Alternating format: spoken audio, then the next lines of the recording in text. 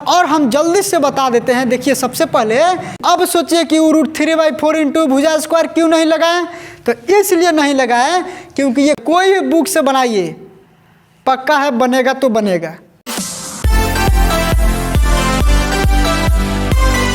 खुद को इतना परफेक्ट बनाओ कि जिसने भी आपको ठुकराया है वो आपकी एक झलक देखने के लिए तरस जाए।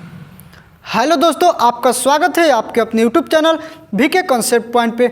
दोस्तों कल हमने पढ़ाया था ये त्रिभुज के बारे में कि त्रिभुज कितने प्रकार के होते हैं, त्रिभुज का परिमाप क्या होता है, त्रिभुज का क्षेत्रफल क्या होता है, त्रिभुज का ऊंचाई कैसे निकाला जाता है, त्रिभुज कहते किसे हैं, ये सब हम पढ़े थे पिछले वीडियो में। अगर पिछला वीडियो नहीं देखें तो आप लोग ज़रूर जाकर देखें और उसके बाद से इस वीडियो को देखें ताकि समझ में आ जाए बढ़िया से। ठीक है, तो अब हम देखेंगे इस वीडियो में, यानी कि ये पार्ट 2 है। ठीक है, पार्ट 2 में हम क्वेश्चन करेंगे इसका। ठीक है, जो हमने पार्ट 1 में पढ़ा था उसी का क्वेश्चन अब पढ़ेंगे हम पार्ट 2 में। तो पार्ट 1 में हम सिर्फ त्रिभुज के बारे में ही बताए थे, लेकिन यहाँ पे पार्ट 2 में त्रिभुज से संबंधित कितना क्वेश्चन बन सकता है उसको हम देखेंगे। तो अब देखिए यहाँ पे कि जैसे कि एक क्वेश्चन दिया है कि एक समबाहु त्रिभुज का भुजा 8 सेंटीमीटर, तो उसका परिमाप, क्षेत्रफल, ऊंचाई निकालना है। यानी कि समबाहु त्रिभुज का प्रत्येक भुजा 8 सेंटीमीटर दिया है। अगर एक भी भुजा बोलेगा तो हम समझेंगे कि प्रत्येक भुजा का बात कर रहा है, क्योंकि ये समबाहु त्रिभुज है। समबाहु त्रिभुज किसे कहते हैं कि जिसके तीनों भुजाएं आपस में बराबर हो। यानी कि इसका प्रत्येक भुजा 8 सेंटीमीटर दिया है, तो हमने एक समबाहु त्रिभुज बनाया और इसका प्रत्येक भुजा की लंबाई 8 सेंटीमीटर लिख दिए। ठीक है, अब हम देखेंगे कि सबसे पहला बात कि हम परिमाप कैसे निकालेंगे, दूसरा इसका क्षेत्रफल कैसे निकालेंगे, तीसरा इसका ऊंचाई कैसे निकालेंगे। ठीक है, तो अब यहाँ पे देखिए हम परिमाप का बताए थे कि त्रिभुज का परिमाप निकालना हो किसी भी त्रिभुज का, तो उसकी तीनों भुजाओं को हम जोड़ देंगे तो उसका परिमाप निकल जाएगा। तो यहाँ पे देखिए तीनों भुजाएं का योग यानी कि 8 8 8, तो 8 8 16 8 24 हो तो गया इसका परिमाप। इस त्रिभुज का परिमाप हो तो गया। किसी भी त्रिभुज देगा, कोई भी त्रिभुज, उसका परिमाप हम ऐसे निकाल लेंगे। अब हम बात करें कि ये क्षेत्रफल कैसे निकलेगा, तो अब बताइए कि ये है समबाहु त्रिभुज, और समबाहु के त्रिभुज का क्षेत्रफल हम बताए थे √3/4 इंटू भुजा स्क्वायर। ठीक है, तो हम यहाँ पे लिखते हैं √3/4 इंटू भुजा के स्क्वायर। ये होता है समबाहु त्रिभुज का क्षेत्रफल। तो अब यहाँ पे देखिए √3/4 इंटू भुजा की जगह पर क्या है 8 है, तो स्क्वायर कह रहा है, तो 8 का स्क्वायर कितना होता है 64। तो अब हम इसको क्या करेंगे, कटाएंगे। देख रहे हैं कट रहा है कि नहीं, तो 16 चौका 64 होता है, यानी कि 16 मर्त में ये कट गया। अब यहाँ पे देखिए 16 और √3 में हम गुणा करेंगे तो ये 16 √3 होगा। देखिए इसको बढ़िया से सीख लीजिए गुणा करना। बहुत से लड़के क्या करते हैं कि 16 में 3 से गुणा कर देते हैं तो सोचती है 48, रूट में 48 कर देते हैं। नहीं, रूट में गुणा होगा तब जाकर वो रूट में होगा, क्योंकि एक रूट में है और एक बिना रूट के है, इसलिए हो जाएगा 16 √48। ये क्षेत्रफल हुआ त्रिभुज का। अब हम देखते हैं कि इसका ऊंचाई, तो इसका ऊंचाई का भी एक फॉर्मूला हम बताए थे।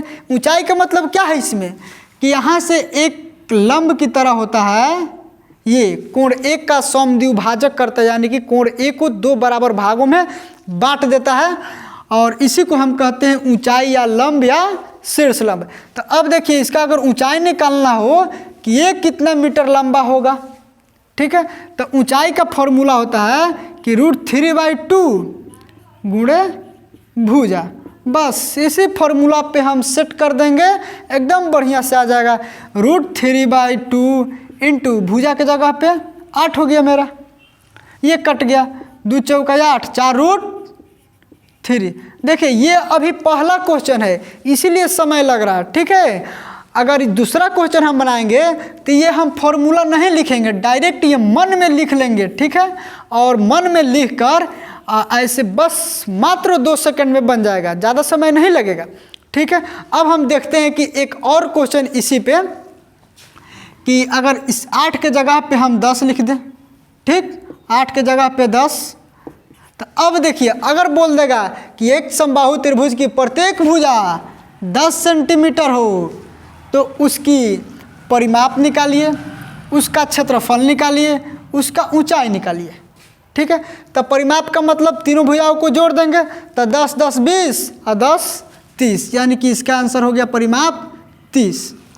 अब क्षेत्रफल का बात करें, सेम इसी फॉर्मूला पे बनाना है, यानी कि 10 का स्क्वायर करेंगे तो हम 100, भुजा स्क्वायर कहता है ना कि √3/4 इंटू भुजा स्क्वायर, तो √3/4 इंटू भुजा के जगह पे 10 और 10 का स्क्वायर करेंगे तो 100 होगा। ठीक है, अभी 4 से कटाते हैं, 25 चौका का 100 होता है, 25 में √3 से गुणा करेंगे तो क्या हो जाएगा 25√3। आगे क्षेत्रफल इसका कोई भी समबाहु त्रिभुज देगा तो उसका क्षेत्रफल ऐसा ही निकलेगा। अब हम बात कर लेते हैं ऊंचाई का इसका, तो ऊंचाई का बस वही फॉर्मूला √3/2 इंटू भुजा। तो अब हम क्या करेंगे कि भुजा के जगह पे 10 लिखेंगे, 2 से कटा देंगे, 2 × 5 = 10, इसको हम गुणा कर लेते हैं तो 5√3 आ जाएगा मेरा। ठीक, तो समझ में तो आ गया होगा कि किसी भी समबाहु त्रिभुज का परिमाप कैसे निकालते हैं, क्षेत्रफल कैसे निकालते हैं और ऊंचाई कैसे निकालते हैं। ठीक है, तो अब देखते हैं अगला क्वेश्चन। अगला क्वेश्चन है कि एक समबाहु त्रिभुज की ऊंचाई √6 सेंटीमीटर है तो उसका क्षेत्रफल निकालना है। ठीक है, तो सबसे पहले हम क्या करेंगे कि एक समबाहु त्रिभुज ले लेते हैं, ठीक, और इसकी जब ऊंचाई दिया है √6 सेंटीमीटर तो बस ये हो गया √6 सेंटीमीटर। ठीक है, और क्षेत्रफल निकालना है। तो सबसे पहले याद कीजिए कि समबाहु त्रिभुज का ऊंचाई का फॉर्मूला क्या होता है, तो ऊंचाई बराबर होता है समबाहु त्रिभुज का कि √3/2 इंटू भुजा। बस इसी फॉर्मूला पे जैसे जो दिया है हम सेट कर देंगे। तो सबसे पहले ऊंचाई दिया है मेरा, ऊंचाई दिया है √6 सेंटीमीटर, तो ऊंचाई की जगह पे √6 सेंटीमीटर हो गया। अब यहाँ पे देखिए √3/2 फॉर्मूला में है, √3/2 हम लिख दिए। अब गुणे भुजा कह रहा है तो हम गुणे भुजा भी लिख दिए।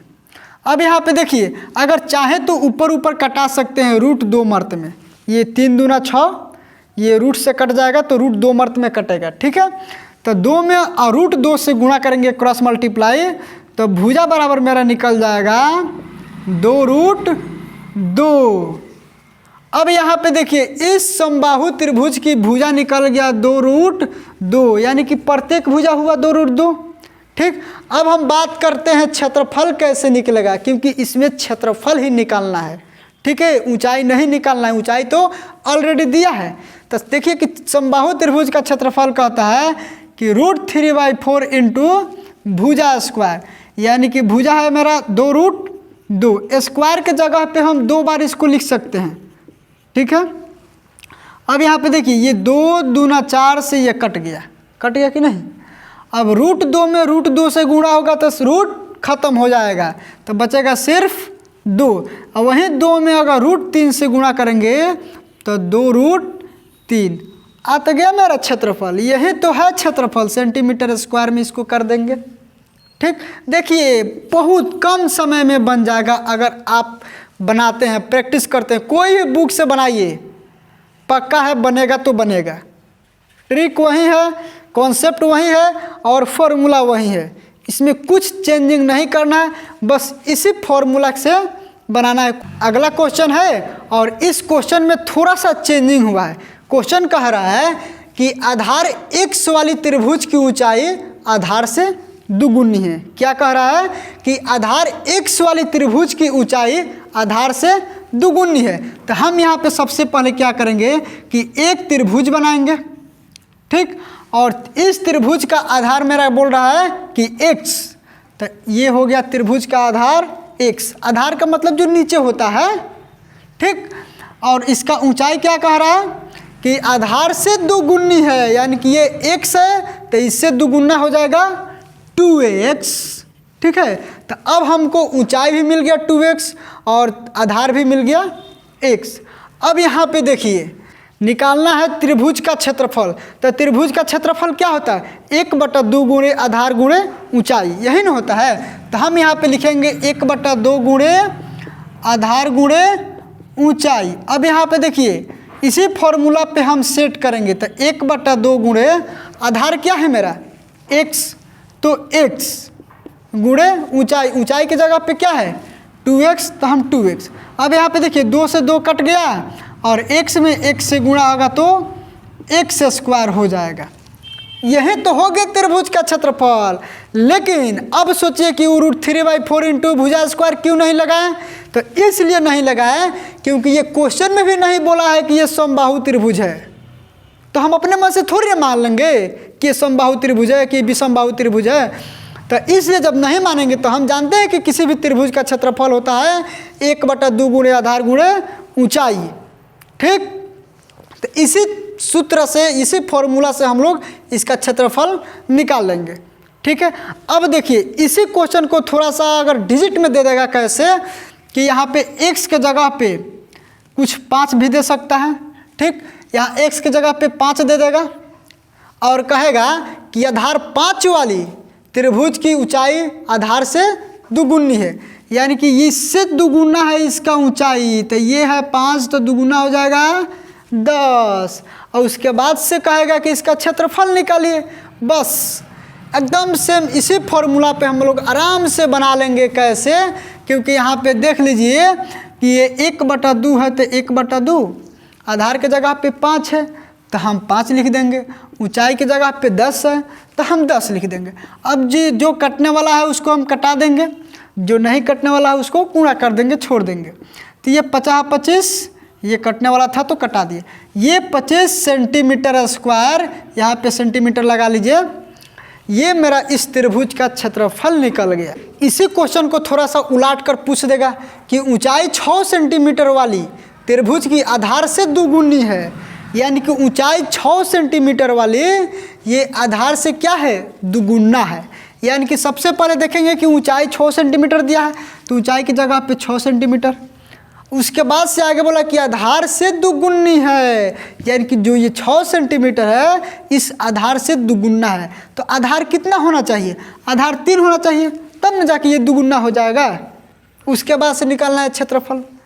डायरेक्ट इसी फॉर्मूला पे हम लोग रखेंगे कि 1/2 गुणे आधार गुणे ऊंचाई, तो आधार है 3, ऊंचाई है 6, 2 तिया 6, 3 तिरिका 9, 3 तिरिका 9, यही सेंटीमीटर स्क्वायर मेरा आ गया इस त्रिभुज का क्षेत्रफल।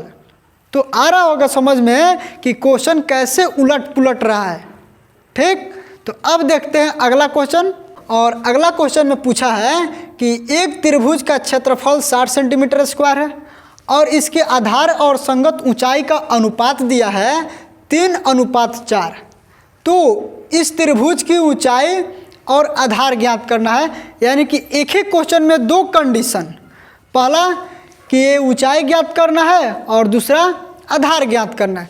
तो अब हम सबसे पहले देखेंगे कि जो आधार और ऊंचाई का रेशियो दिया है 3:4, तो हम क्या करेंगे कि आधार और ऊंचाई का अनुपात यहाँ पे लिख लेंगे 3:4। देखिए कोई भी अगर क्वेश्चन हो अनुपात में दिया रहेगा तो हम यहाँ पे इस x सटा देंगे। क्या करेंगे, x सटा देंगे उस अनुपात में, 3:4 में। हम 3 में भी x लगा दिए और 4 में भी x लगा दिए। तो अब हम इसको आराम से बना लेंगे कि सबसे पहले देखिए इसमें, इस क्वेश्चन में त्रिभुज का बात नहीं कर रहा है कि कौन सा त्रिभुज है, यानी कि ये नॉर्मल त्रिभुज है। तो हम क्या करेंगे, नॉर्मल त्रिभुज है तो नॉर्मल फार्मूला लगा लेंगे, 1/2 गुणे आधार गुणे ऊंचाई। ये क्या है, 1/2 गुणे आधार गुणे ऊंचाई, ये है त्रिभुज का क्षेत्रफल। तो अब यहाँ पे देखिए कि त्रिभुज का क्षेत्रफल दिया है 60 सेंटीमीटर स्क्वायर, तो क्षेत्रफल के जगह पे 60 रखेंगे। ये फॉर्मूला में 1/2 है, 1/2 आधार के जगह पे हम रखेंगे ये 3x है, यही ना आधार है। ठीक, तो आधार के जगह पे ये 3x और ऊंचाई के जगह पे ये 4, क्योंकि ये ऊंचाई है तो 4x हो गया। ठीक है, अब जो कटने वाला होगा उसको कटा देंगे, 2 दूना 4 कट जाएगा। अब यहाँ पे थोड़ा सा कैलकुलेशन को आगे बढ़ाते हैं कि ये 60 हो गया, 3x में 2x से हम गुणा कर लेते हैं, तो 3 दूना 6, ये x² हो गया। ठीक है, अब यहाँ पे थोड़ा सा ध्यान दीजिए कि ये 6 से कट जाएगा, 6 दाएँ 60। अब यहाँ पे जो एक्स स्क्वायर इक्वल टू 10 आया है तो एक्स इक्वल टू √10, इधर से अगर स्क्वायर हटाएंगे तो इधर वाला रूट में जाएगा। यह जो x का मान निकला है ये आधार अभी नहीं निकला है, ये सिर्फ x का ही मान निकला। अब हम क्या करेंगे कि 3 और x में गुणा हुआ है तो x के जगह पे √10 लिखेंगे, यानी कि 3 के 3 और गुणे √10, इसको हम गुणा करेंगे तो 3√10। यही मेरा हुआ इस त्रिभुज का आधार। क्या निकला? इस त्रिभुज का आधार। लेकिन हमको ऊंचाई भी ज्ञात करना है, तो ऊंचाई में कह रहा है कि ये 4x है, यानी कि x के जगह पे √10, तो हम 10 से गुणा कर दिए √10 से, तो ये गुणा होगा तो 4√10। ये मेरा निकल गया ऊंचाई। ठीक है, तो समझ में तो आ गया होगा। अगर नहीं समझ में आया तो वीडियो को एक बार और देखिए इस क्वेश्चन को, ताकि समझ में आ जाएगा बढ़िया से। देखिए ये अगला नंबर क्वेश्चन कह रहा है कि एक समबाहु त्रिभुज की प्रत्येक भुजा उस वृत्त की त्रिज्या के बराबर है जिसका क्षेत्रफल 154 सेंटीमीटर स्क्वायर है, तो समबाहु त्रिभुज का क्षेत्रफल ज्ञात करें। देखिए क्वेश्चन का लेवल थोड़ा सा बढ़ गया है, तो बढ़ गया तो घबराने की कोई बात नहीं है। देखिए कैसे बनेगा कि एक बार हम क्वेश्चन को फिर समझेंगे। कह रहा है कि एक समबाहु त्रिभुज की प्रत्येक भुजा उस वृत्त की त्रिज्या के बराबर है जिस वृत्त का क्षेत्रफल दिया है 154 सेंटीमीटर स्क्वायर, यानी कि 154 सेंटीमीटर स्क्वायर क्या है? ये इस वृत्त का क्षेत्रफल है। ठीक, और इस वृत्त के त्रिज्या के बराबर समबाहु त्रिभुज का प्रत्येक भुजा है। कह रहा है क्षेत्रफल है, तो समबाहु त्रिभुज का क्षेत्रफल ज्ञात कीजिए। तो हम यहाँ पे सबसे पहले देखेंगे कि ये वृत्त का क्षेत्रफल है ना 154, तो वृत्त का क्षेत्रफल क्या होता है? πr² इक्वल टू 154, यही ना होता है वृत्त का क्षेत्रफल बराबर πr²। ठीक, तो अब ये पाई का मान हो गया 22/7, आर के जगह पे क्या है? कुछ नहीं है तो कुछ नहीं लिखेंगे, यानी कि r² ही रख देंगे। 154 लिखेंगे। ये देखिए 22 सत्ते 154 होता है, ये r²/7 हुआ, यहाँ पे हम लिख दिए r²/7, क्रॉस मल्टीप्लाई करेंगे तो r² इक्वल टू 7 में 7 से गुणा होगा तो 49, इधर से स्क्वायर हटाएंगे तो इधर वाला रूट में जाएगा कि नहीं, तो r बराबर ये 49 किसका वर्गमूल है? ये 49 7 का वर्गमूल है, यानी कि 7 का वर्ग है 49 और 49 का वर्गमूल 7। अब यहाँ पे देखिए ये r निकल गया, यानी कि इस वृत्त का त्रिज्या मेरा निकल गया 7 सेंटीमीटर। आ गया समझ में?